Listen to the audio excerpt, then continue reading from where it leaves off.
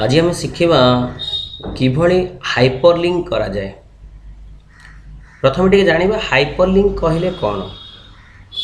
Hyperlink कहले कौन ना आमे गोटे फाइल थाई जदि आमे कौन सी टेक्स्ट उपरे क्लिक करवा आ सेई टेक्स्ट टी आमको आउ गोटे डॉक्यूमेंट को किंबा आउ गोटे पेज को लिंक कराई पारिबो ताले से भली जिनस को आमे हाइपरलिंक कहबा। मानि चलतो आमर ये डॉक्यूमेंट अच्छी ए डॉक्यूमेंट सहित आमे आउ गोटे अलग डॉक्यूमेंट को लिंक करेबा ताले लिंक करिया कहले कौन करिया कहबो ना प्रथमे आपण को इंसर्ट टैब को जीवा को पड़िबो। इंसर्ट टैब को क्लिक करंतु एटी देखंतु लिंक सेक्शन में गोटे हाइपरलिंक ऑप्शन अछि। हाइपरलिंक ऊपर क्लिक करबा। क्लिक कला परे आपण ये मार्क करेंगे लिखाई एड्रेस कलम। ठीक अच्छे ये एड्रेस कलम रे आपण जेकोसी फाइल एड्रेस दे पारे से फाइल सहित आमर लिंक हो फाइल आप चूज करेंगे। माई डॉक्यूमेंट्स अच्छी आपड़ कौन अदर ड्राइव को जापरेंगे जमती कि डी ड्राइव को जापर जमती आप भावतु ई ड्राइव कि माई एफ ड्राइव कौन गोटे ड्राइव को जीवा सेठी कौन फाइल को जाई लिंक करवा। जदि आमर फाइल सेमती किसी ना ताले हमको फाइल मैनुअली तैयारी करिया पड़िबो। ये देखंतु बहुत सारा फोल्डर्स अच्छी गोटे फाइल मु बाछुची आप टिके नोटिस करंतु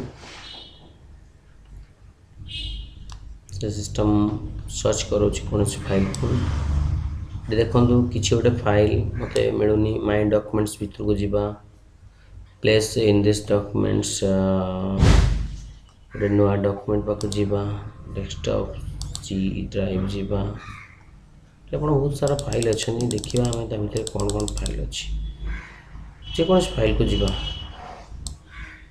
प्रोग्राम फाइल भीतर जाकि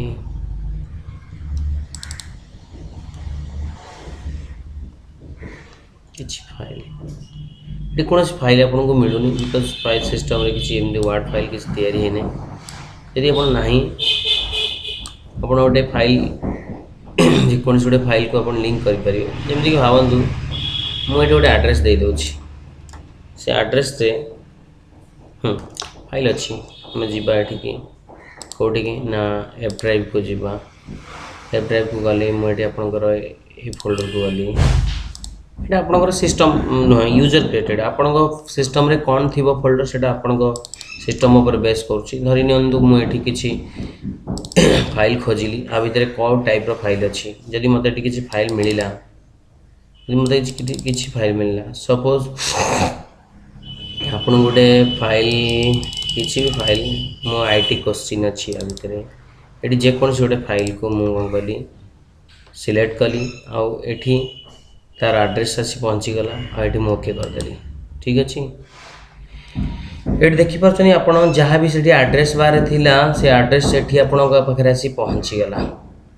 तो एबे जो फाइल रे कलरफुल लेटर देखा आप माउस पॉइंटर बुलेला आप देखिपे लिखा हो गोटे message control plus click to follow link तमें आपड़ जदि से फाइल को लिंक करी ओपन करने चाहूँगी ताले आपण कौन करिया को पड़िबो ना कंट्रोल बटन को आपण होल्ड करिवे।